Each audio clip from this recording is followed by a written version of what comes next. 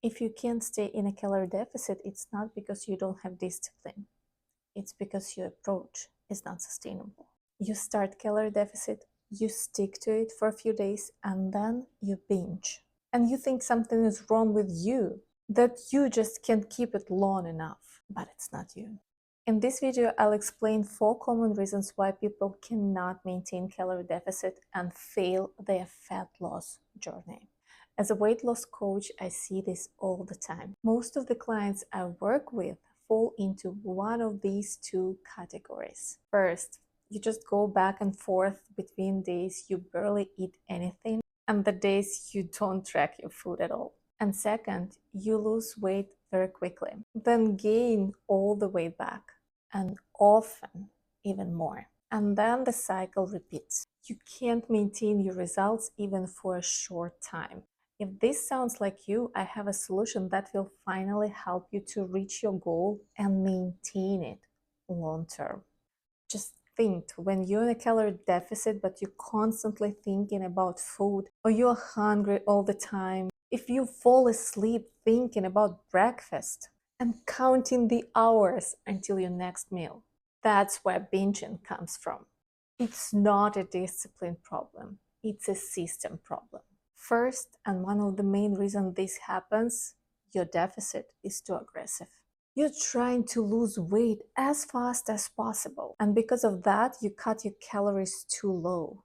But the faster you try to lose weight, the harder it is to sustain. You're more hungry, more tired, more focused on food. And that's exactly what leads to binging. The recommended rate of a weight loss, according to research, is 0.5 to 1% of your body weight per week. Anything faster than that is much harder to maintain. All those recommendations I hear make me cringe. Cut carbs, stop eating sugar, go carnivore, eliminate this, eliminate that. If your plan only works when you're on your absolute limits, it won't work long term. If you can't imagine yourself eating like this for years, you won't be able to maintain the result either, if you even manage to reach the result. We all live in a real world. We travel, we go to parties, we meet friends, we celebrate holidays. And if you are consistently debating what to eat or avoiding situations because there won't be safe food, you'll fail at some point. I often hear, I know how to lose weight. But the real question, have you ever maintained it? That's where most of the people struggle. I talked about this more in details in my previous video, so if you haven't watched them, go watch. That would be super helpful. I explained there why fat loss is a long-term process and not something you rush. The goal is not to lose weight as fast as possible. Yeah, I can imagine your reaction right now when I'm talking about the time. But you didn't gain that weight in a month, so why do you expect to lose it overnight? The goal of a real transformation is to create deficits that you actually can sustain long term, and to build nutrition habits that will help you to keep the weight off. Because if you follow a temporary plan like a restrictive diet, then go back to your old habits because you know nothing better, the weight will come back too. A calorie deficit is not just a phase to lose weight. It's not just about losing weight. It's about keeping it off. And those are 2 completely different things. A plan that helps you to lose weight, but that you're not able to maintain long term, is a plan that will fail you later. You're not just trying to get results. You're building the habits that actually will help you to keep those results. It should be a repeatable system you can actually stay consistent with. It's a transition. You're not just eating less. You're learning how to eat differently, how to build meals, how to stay full, how to live in a lower body weight. Because the habits that get you there are the same habits that keep you there. And just for the record, even with more aggressive methods like bariatric surgery, people still can regain weight over time because the method doesn't fix your habits. Second reason, you don't feel satisfied with your food. Not all calories affect your hunger the same way. To feel true satiety, your meals need to include all three components: enough volume, enough calories, calorie density, enough nutrients, nutrient density. Let me explain. You can eat a large volume of food like a big salad. It stretches your stomach, that's volume, but you still feel hungry. Why? Because it has very few calories and your body needs energy to function. If your meals don't provide energy, you'll keep craving more food. That's why dieting on salads, not a good idea. Another example, you can eat something very high in calories, like chocolate, ice cream, or pizza. Those foods are calorie dense, but you still will be hungry after it. Why? Because all of that mostly empty calories. They high in fat and sugar, highly processed, and lack in essential nutrients your body needs: protein, fiber, minerals, and vitamins. They are low in nutrient density and also low in volume. So they don't physically fill you up either. That's why it's so easy to overeat them and still feel hungry and crave more. Real satiety happens where all three are in place. You need enough volume to feel full, enough calories to give you energy, and enough nutrients to actually satisfy your body.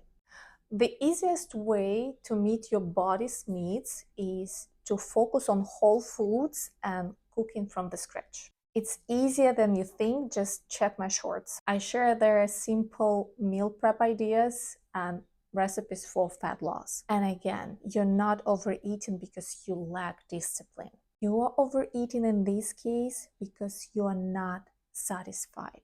If your meals don't keep you full, your deficit will never be sustainable. I've seen this over and over again with my clients. When we stop focusing on eating less and start focusing on building meals properly, something changes. They're still in a calorie deficit, but they're not constantly hungry. Most importantly, they don't have cravings, and they're still losing weight. I hear this same thing from my clients all the time. As soon as they adjust their nutrition, they say, I don't feel like eating chocolate or sweets anymore, even though I had a sweet tooth my whole life. I can't believe it. And that's exactly why the most of the diets fail, because they don't teach you how to eat. Reason number 3, mindset. Example, you eat well most of the time, but once in a while you go out. Or just let yourself have a little extra. And instead of stopping there, you think, I'm already messed up. I might as well keep eating. It doesn't matter anymore. And that's the problem. Because in that moment, you switch from I'm doing my best to it doesn't matter anymore. Like that one extra meal can erase all your weekly progress. But it can't if you go back on track right after you had that one piece of cake. I always tell my clients before they go to a party or an event, enjoy your food.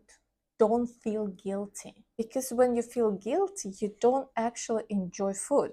And most of the time, you end up overeating. So don't feel guilty. Just enjoy the moment. Eat slowly and actually taste your food.